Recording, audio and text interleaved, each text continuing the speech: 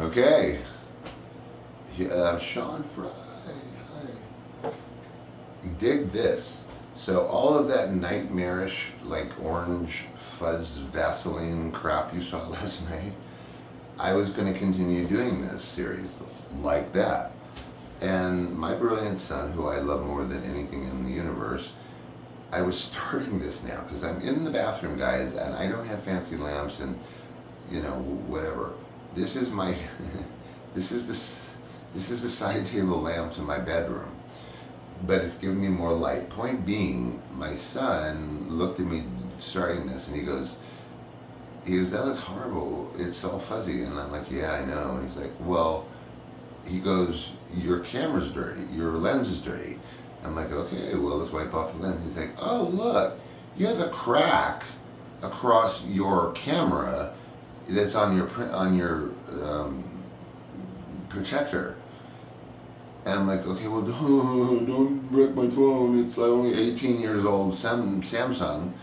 And he's like, don't worry. And he pulls off that filthy cracked piece of plastic. And look at me. I mean, it's not perfect, but you can see more than lipstick smeared all over the lens. Now, I'm not a pro here, guys, so I'm 1 minute. I don't know. I mean, you know what? I looked at the whatever they say, the statistics or whatever on your page, and then it breaks it down, by video. And apparently, if I'm not wrong, the actualities or whatever they're called said I had 1,100 views on last night's fuzzy lipstick, horrific, tangential, neurotic 16 direction video for 46 minutes. So I guess I'm saying that's not going to happen anymore. It's not going to be like, I don't have those circle video lights, and I'm not here to look pretty, and I'm not here to convince you that I'm casual and that oh look, this means a lot to me, by the way, and I haven't been wearing it for very long, but I'm going to tell you a good story. So that's, I've been telling you what I'm not here for, what I'm here for, you know it. I just look clearer today. I can't believe it's so much better. And I'm sure people don't do that on YouTube because they all have those circle lights. Anyway, another thing I was thinking is that, totally bizarre left field, is that it has been a crap day. I've had migraines, my sciatica, whatever. And my husband, who actually got some good news today, he went to the pulmonologist, and it is actually not borderline emphysema, it is severe COPD. Now, I know that's like 6 of one, half a dozen of the other, but in reality it is not. It's controllable, it requires very intense monitoring and inhalers and everything. But when it gets to borderline emphysema, you're talking oxygen. I have 218 clinical hours, which I think I told you yesterday, but anyway. So oxygen is critical, and he's not borderline emphysemic, and so that's good. But then the day was crap because I lost my car keys. And, that's not, well, I'm better at that now, way than ever more. I don't like have a nervous breakdown when, I spill tea. Well, not this kind of tea. So now, I'm better equipped or whatever I'm better equipped to freak out. And, so where was I going with that? So the keys. So, it wrecked the day. I mean, you wake up at, you have 10 minutes to wake up and all of a sudden your car's stolen or whatever. Well, that's a frigging up week. So this was frigging up day. So, I didn't shave, and it's and, oh, I was going to tell you, a brilliant casting director, again, we're going back to Sean in Hollywood and as a kid, and so my mother, the Empress in the book, read the book, decided that I needed to study, she always needed me to study with the best. That's why I studied with Lee Strasberg, whatever. So suddenly I needed to be the best voiceover artist. and remind me of that. But strangely enough, when I did do a voiceover job, guess what? I showed up at the studio to do the voiceover with Mommy and Daddy for Candy, and the guy tells me at the last minute, I just remember this, the director, studio, whatever, says, "Oh, you're playing a girl." I totally forgot this. And I'm like, "What?" He's like, "Yeah, it's going to be a daughter." Okay, so I knew that my voice was higher. But I wasn't a girl. So where was the clerical error? Where did the typist miss the digit? So anyway, voiceover. Oh, so the voiceover, person my mom shoved me at, it was like making, $2,000 an hour with 3 people who own the voiceover industry. She told me one thing I never forgot. In any interview, in any audition or job interview, like seriously, she said, what did she say? She said, well, essentially she said, "Look, I have to have you blankety blanks." Because, that's the way they were back then. Like, they talk like sailors, but it was hip, and that's where we're at, and we're here. Whatever, totally antithesis of my acting method, of my corporate philosophies. Help me now. So she says, casting directors don't give a blank about how you're doing that day. She was serious because she's made big money. These people are listening, and she's like, "Don't do it." She's like, "They don't care. You are, essentially doing yourself a disservice. Shame on you, and don't do it, because we don't care what the F is going on with you personally." And it's true. They are busy people. They've got, 7 million creeps waiting in line to take my job.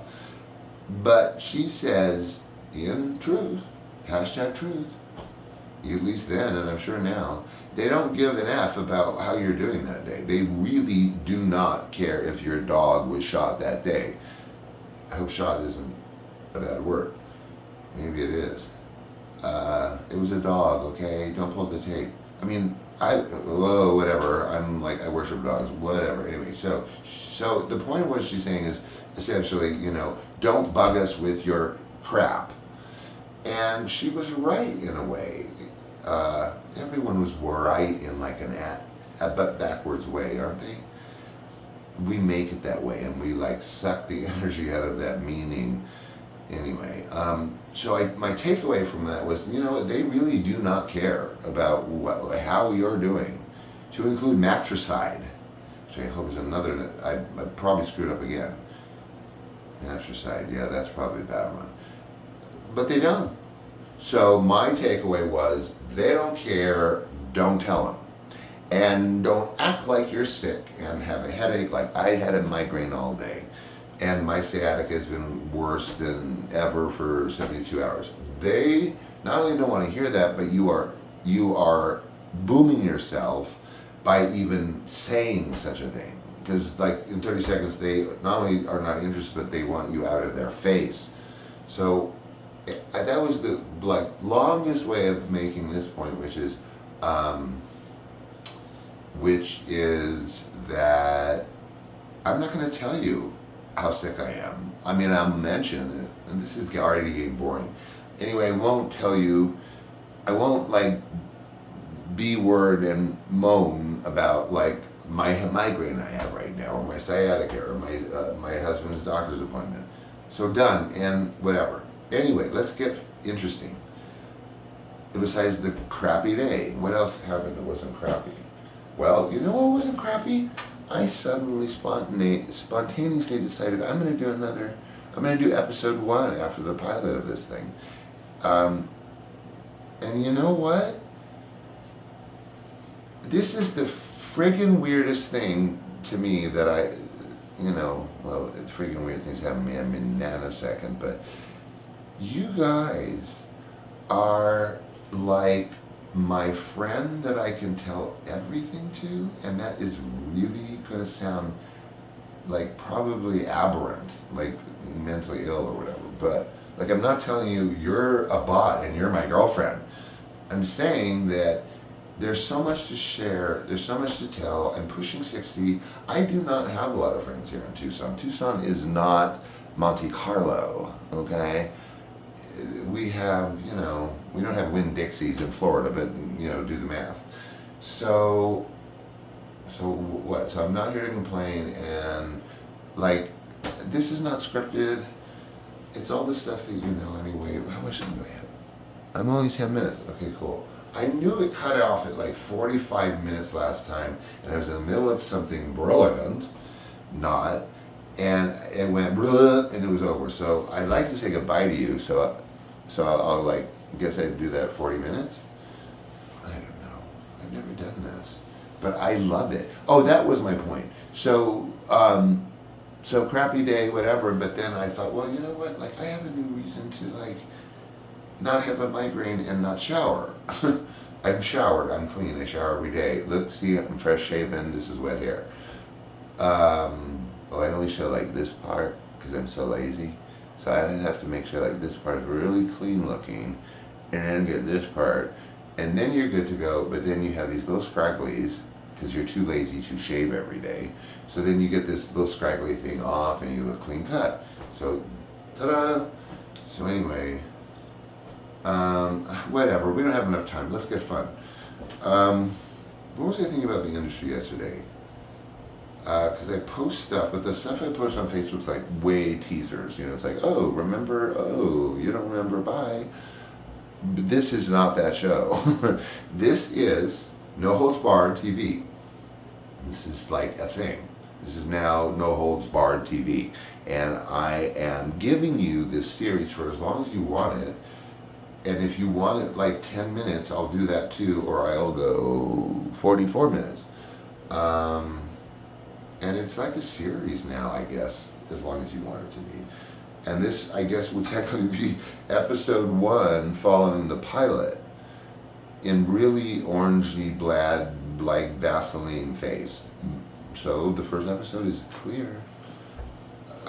So, like, there is so much to say. Like, I do have like all of this crap to say because all this crap happened to me. So it's like rolling out of my brain all the time, and everything is different from the other, just like my grant writing was for Jill BAAAAD, CEO of Mattel, because she liked it, because what she liked was that I could write something very well, and then she would say, tweak, tweak, tweak, and she wouldn't get back the tweaked version. She would get back an entirely rewritten version inspired by those tweaks. It doesn't make any sense. But anyway, fun. Industry stuff I was thinking about yesterday. Well, oh God, let's see.